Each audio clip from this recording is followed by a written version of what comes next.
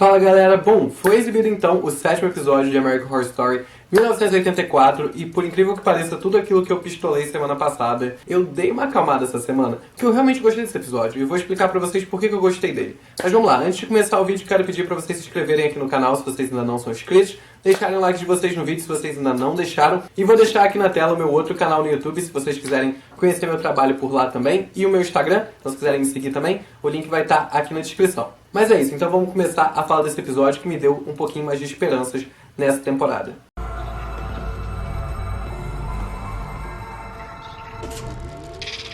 Bom, o episódio já começou ali com uma participação, uma volta maravilhosa para American Horror Story, que é da Lily Rabe. Pra quem não tá lembrado da Lily Rabe, eu acho muito difícil você ver American Horror Story e você não saber quem é a Lily Rabe, mas ela apareceu logo lá na primeira temporada da série, em Murder House. Ela já teve um papel relativamente até grande na primeira temporada, mas ela conseguiu muito mais destaque em Asylum, quando ela interpretou a Sister Mary Eunice, que é a minha personagem favorita de American Horror Story. Então assim, eu acho a Lily Rabe uma atriz absurdamente capacitada, eu acho ela muito boa, eu acho ela muito visceral, muito dramática, eu acho que ela bate muito bem com a série, mas eu também acho ela muito versátil e eu fico muito triste dela não ter estourado tanto fora da série, eu não vejo a Lily Rabe fazendo muita coisa, mas assim, fico feliz que ela ainda está participando da série, é uma série com uma visibilidade muito grande, então ela está recebendo críticas muito positivas pela participação dela nesse episódio, e eu fiquei muito feliz com isso. Mas nessa temporada a gente acompanha a Lily Rabe fazendo o papel da Lavínia, mãe do Mr. Jingles, lá em 1948, quando o Camp Redwood ainda se chamava Camp Golden Star. O Jingles basicamente não tinha uma relação ali muito bem com a mãe dele. Na verdade, a mãe dele não gostava dele, gostava só do irmão dele.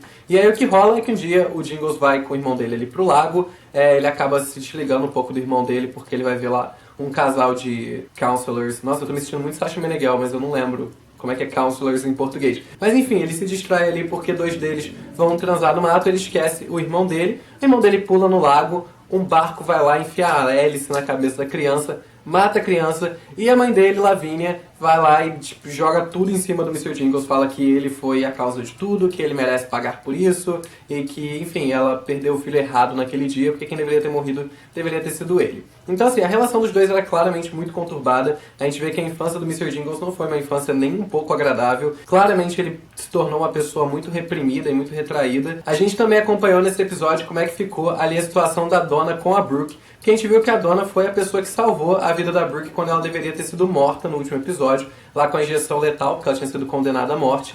E a Brooke basicamente quer sair de qualquer forma do apartamento que a Donna colocou ela. A Donna guardou ela num hotel, meio que em cativeiro. Mas ela não tá torturando a Brooke, ela não tá fazendo mal a Brooke. Só que a Brooke tá presa há muito tempo, ela não confia, obviamente, na Donna. E ela quer sair dali de qualquer forma pra matar a Margaret. Mas enfim, depois de relutar ali durante um tempo, ela decide soltar a Brooke. Elas vão lá patinar numa pista de patinação pra ela poder, enfim, curtir um pouquinho o que ela não pegou dos anos 80. E aí a gente tem a volta de mais um ator muito conhecido na série, que é Dylan McDermott, que vem fazendo o personagem do Bruce, que é um cara ali que em teoria tá meio que só dando em cima delas. Mas depois de um tempo, seguindo aí no episódio, a gente descobre que na verdade ele tinha intenções bem ruins e que ele queria se equiparar a outros assassinos, então a Donna e a Brooke eram, na verdade, só possíveis vítimas dele. A Donna tenta avisar pro policial que elas estão em perigo, mas o Bruce vai lá e mata o policial. Elas até conseguem fugir, mas mais pra frente no episódio a gente vê que o Bruce consegue pegar elas de novo, bate no carro das duas, amarra a Donna numa corda pra ser arrastada pelo carro, isso eu achei muito bizarro, e dá ali duas escolhas pra Brooke, que seria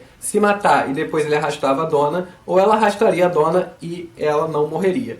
Mas enfim, no final ela consegue dar uma porrada nele, consegue se livrar dele, corta os dedos dele e deixa ele pra apodrecer lá num poste e segue com a Donna pro Camp Redwood pra poder chegar lá no festival da Margaret. A gente também acompanha Mr. Jingles voltando lá pro Camp Redwood, descobrindo que a galera toda virou fantasma ali dentro, e ele meio que já tinha um pouco de noção que a mãe dele era também um fantasma lá no Camp Redwood. E ele chega pra poder conversar com ela e ele começa a descobrir uma porrada de merda que aconteceu, que foi a mãe dele que fez e que ele não fazia ideia. Eu queria só pausar aqui um pouquinho pra poder falar da atuação da Lily Rabe nessa cena especificamente. Eu sei que a atuação dessa mulher é incrível, mas assim, nesse momento ela tem um monólogo ali super, tipo, gigantesco, que basicamente só dependia dela ser uma puta atriz pra ser uma cena emocionante. Porque podia ser uma cena muito jogada pro alto.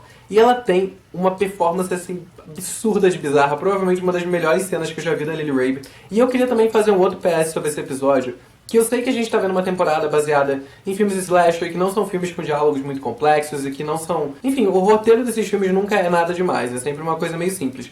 mas o roteiro desse episódio, os textos desse episódio, as falas dos personagens foram tão acima dos outros episódios que eu não sei o que aconteceu, não sei se a intenção era essa mesmo, não sei se teve alguém novo nessa equipe, mas assim, o roteiro desse episódio, especificamente do episódio 7, ele pra mim esmagou completamente todos os outros roteiros dessa temporada. E eu acho que eu criei muito mais conexões com os personagens e com a história dessa temporada nesse episódio especificamente do que em qualquer outro. Que eu, muito burro, esqueci de comentar que lá em 1948, quando o filho da Lavínia morre, o irmão do Mr. Jingles, ela faz uma chacina no Camp Golden Star, que seria então a primeira chacina que aconteceu naquele território ali e começou essa tal dessa maldição de virar uma coisa recorrente, ter um monte de chacina. Mas enfim, isso aconteceu lá em 1948 e aí ela conta pro Jingles que foi ela a pessoa que deu o gatilho ali pra Margaret fazer mais uma chacina em 1970, o que seria então a segunda chacina do Camp Golden Star, mas no caso Redwood. E aí, lá depois em 1984, é que a gente teve essa nova chacina que foi o que a gente assistiu nessa temporada. Mas teve uma coisa que não ficou muito clara pra mim. Eu não entendi muito bem se a Margaret já tinha uma índole meio ruim, uma coisa meio tipo, eu quero matar a galera, ou se foi a Lavínia que implantou isso nela, porque a gente vê que ela é uma pessoa totalmente sádica e sociopata até hoje. Mas aí ela, em teoria, começou a ser sádica e sociopata naquele momento.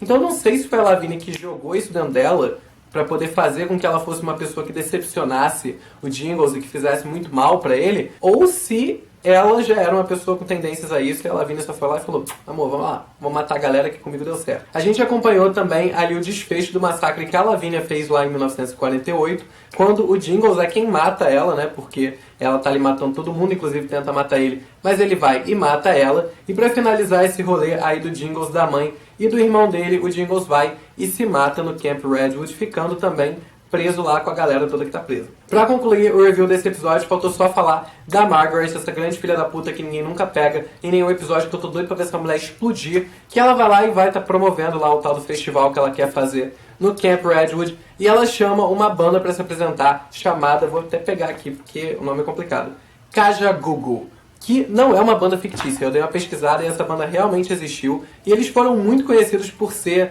meio, sabe, tipo One Hit Wonder, aquelas bandas que só tem um hit e somem depois. Na história ali da série, eles contam que esse hit só aconteceu porque eles tiveram um pacto com Satã também, então que essa foi a razão da fama deles, e por isso a gente tem ali o Richard Ramirez, o Night Stalker, indo cobrar essa dívida deles, e por isso ele mata todas as pessoas da banda e da equipe, que era uma das atrações do festival da Margaret. Mas enfim, uma outra coisa que eu queria comentar também, que aconteceu no último episódio, e eu acabei esquecendo de comentar, que foi a volta do Leslie Jordan. O Leslie Jordan, ele já participou de American Horror Story também, ele apareceu pela primeira vez em American Horror Story Coven, ele fazia um dos membros ali do conselho. Eu acho ele em Roanoke, assim, impecável. Eu acho que ele é um ator que combina muito com o espírito da série. Eu acho que ele e a Frances Conroy são provavelmente os dois atores que eu acho que tem mais o espírito assim da série. Porque eles são coisas muito, sei lá, muito peculiares, sabe? Eu acho que eles casam bem com aquela coisa não muito definida em nenhuma caixinha que a American Horror Story faz, sabe? Então eu fiquei muito feliz que o Leslie voltou, eu acho ele maravilhoso. E esse foi o 7º episódio. Foi um episódio que eu particularmente gostei muito, por vários motivos que eu já citei aqui. Primeiro porque eu achei o roteiro desse episódio muito mais bem escrito que os outros. Eu achei que eu entendo que existe a simplicidade dos filmes slasher, eu entendo que no final o roteiro geral da série não vai ser uma história tão complexa. Mas eu acho que até nessa questão do diálogo dos personagens e de como as coisas estavam se desenvolvendo, pra mim estava muito simples. Eu achei que nesse episódio eles conseguiram criar uma profundidade um pouco maior com os diálogos, conseguiram aprofundar os personagens um pouco mais. Isso é uma coisa que eu tava sentindo um pouco de falta. Mesmo sendo uma temporada mais simples, eu acho que American Horror Story precisa um pouco disso, sabe? Eu amei demais a participação da Lily Rabe, achei incrível demais, eu achei que ela deu um up, assim, bizarro nesse episódio. Eu acho que se não fosse ela fazendo esse personagem, jamais ia ter sido a mesma coisa. A participação do Dylan McDermott, eu achei okzinha, achei meio nada demais, assim, pra ser bem sincero. Mas fiquei feliz que ele participou porque eu gosto muito dele, eu acho ele um ator muito bom. Ele também tá em The Politician, que é a série nova do Ryan Murphy. Então, assim, no geral, eu gostei muito desse episódio. Acho que eu consegui superar o meu problema de não ter dado o plot twist que eu tava imaginando e de não ter dado plot twist basicamente nenhum. Mas, assim, aceitei que a gente vai continuar e no Camp Redwood até o final da temporada. Aceitei que a gente vai concluir essa história com esses mesmos personagens. E apesar de ainda assim achar que isso é um pouquinho de preguiça sim. Eu não vou mentir que essa parte da preguiça eu ainda vou bater nessa tecla porque eu acho que a gente poderia ter feito coisas muito maiores com essa temporada do que a gente tá fazendo. Mas de qualquer forma a temporada não tá ruim, como eu falei no outro vídeo. Ela tá dinâmica, tá divertida de assistir. É uma série de entretenimento, está entretendo e eu acho que isso que é o principal ponto. A gente cria muita expectativa quando a gente é muito fã, é muito normal fazer isso. Mas ainda assim eu acho que a série tá atendendo um certo público. Tá me atendendo também de certa forma, eu tô gostando agora que eu já me desapeguei do meu plot twist, eu tô conseguindo curtir um pouco mais. E assim, vamos esperar aí pros próximos episódios como é que a gente vai concluir isso.